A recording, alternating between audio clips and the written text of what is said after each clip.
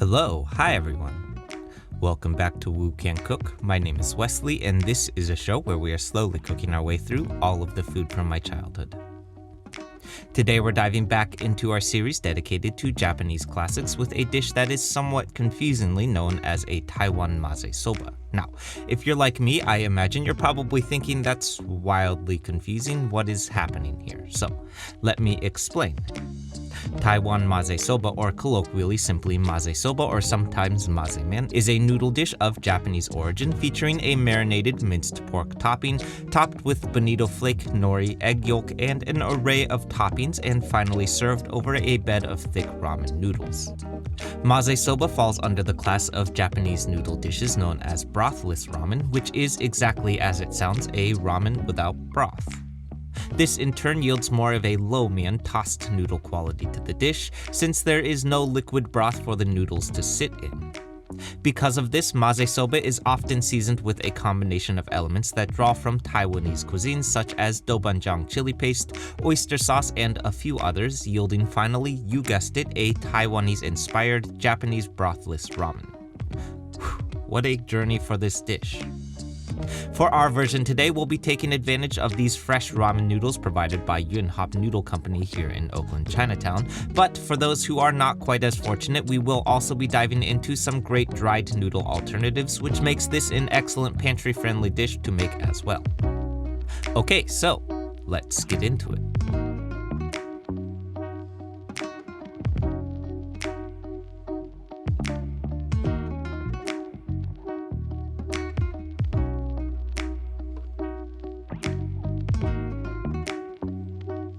Okay, so diving right in, we're kicking things off here first with some aromatics to go along with our ground pork topping. This is 4 cloves of crushed and minced garlic to start, followed by 1 inch or about 1 tablespoon of fine minced ginger, and the whites of 2 green onions set aside for our wok fry later on. Then we're taking these reserved greens of our green onions and slicing them up thinly on a bias to use as one of our many final finishing garnishes coming up as well. Next up, this is some bonito flake, or sometimes referred to as katsuobushi, which is a form of dried and shaved tuna crushed into a powder in our mortar and pestle. As you can imagine, we're going to get quite a bit of fishy umami from our bonito powder here today, but be warned that this stuff is very powerful, so don't overdo it here on the plate with this stuff because it can very quickly overpower the entire dish. Finally, moving on, rounding out our toppings here is some nori seaweed, which I'm cutting up into thin strips for the third of our 5 garnishes today. Moving on, next up, I've got 16 ounces or 1 pound of ground pork in a medium mixing bowl so that we can combine it with our very Taiwanese-inspired marinade today. Once again, a reminder that there is no broth or sauce going into our noodles today, meaning that this marinade is the one and only opportunity that we'll have to incorporate our liquid and or sauce-based elements. This means that, as you may notice, our marinade is going to be pretty heavy in umami drivers for this reason.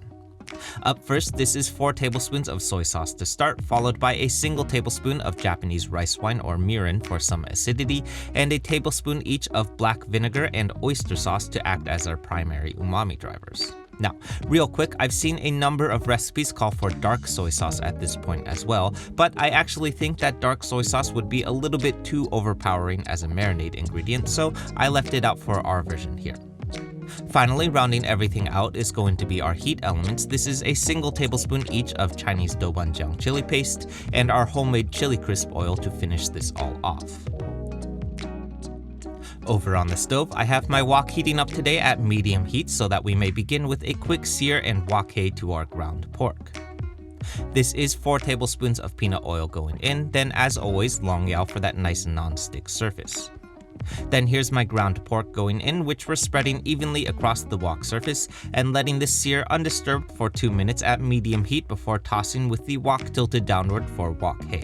Now, a quick note for those wondering why we're searing a ground meat. We are less concerned today with developing texture to our ground pork as we normally do with a sear, and more interested in achieving this wok hei for our nice smoky qualities, which occurs as a result of the animal fat rendering during our undisturbed time on the wok. Of course, if you're on an electric range, you can simply skip this step too, and it's still going to be just fine. Next up, we're shifting our pork to one side of the wok so that we may add our aromatic veggies to the wok surface, bloomed out for their aromatic qualities. Here's my garlic, ginger, nope, don't do that, and the whites of our green onions going in for about 15 seconds until nice and fragrant before we toss this all to combine. I'm giving this another 1 to 2 minutes until our pork is cooked through, then removing from heat so that we may cook up our ramen next. I've got a pot of water coming up to a rolling boil here, then I'm adding these beautiful fresh-made ramen noodles from Yunhap Noodle Company in Oakland, Chinatown, which cook up in 2 minutes with constant agitation. Pretty much any time that you see me using fresh noodles, they come from Yunhap because they're awesome.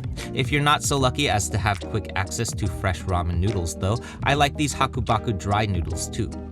In any case, back over on the cutting board, I've removed my noodles to a large mixing bowl so that we may season it with a single tablespoon of sesame oil, again not unlike how we would season our noodles when making lo mein. Moving on to our plating next, I've got a healthy serving of our ramen noodles here to start, followed by our ground pork, which I'm making a slight indentation in the middle of so that we may add an egg yolk garnish in the center. You'll also want to make sure that you do this with fresh eggs though, because as you may notice, I did this 3 times before I found an egg with an unbroken yolk. Next up for our toppings, here's our reserved greens of our green onions, followed by our nori strips, bonito powder, and finally some corn to round this all off, and we're ready to eat. Okay, so first off, I'll start by acknowledging that as with many of the Japanese dishes that we have done here, the plating of this mazesoba is one of my favorites that I think we have come up with. I love the symmetry and the vibrant colors of the whole dish, and it's just an excellent reminder that you do indeed eat with your eyes as well as your mouth. In any case though, as expected, our mazesoba is absolutely packed with Taiwanese-inspired qualities, coming from the oyster sauce, doubanjiang, and chili crisp oil in our marinade. Despite this though, I do also think that this dish is still very definitively a Japanese dish, not only obviously because it's sitting on top of a bed of ramen noodles, but also because of the very specific type of umami derived from our crushed bonito flake.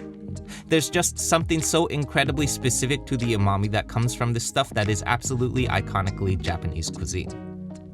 Once again though, be warned, it is also very potent and may even be more rich in its powdered form too, so one final reminder to use this stuff very sparingly or you'll be eating bonito flake noodles instead of mazesoba. Okay, so that's it everyone. I hope you enjoyed this and I hope you give this one a shot. For those who are new to the channel, this one is part of a larger series that's dedicated to Japanese classic dishes, so definitely check out that series next if you haven't yet, because there's a lot of these. As always, like, comment, subscribe, share, be nice interneters, and I'll see you soon. Bye.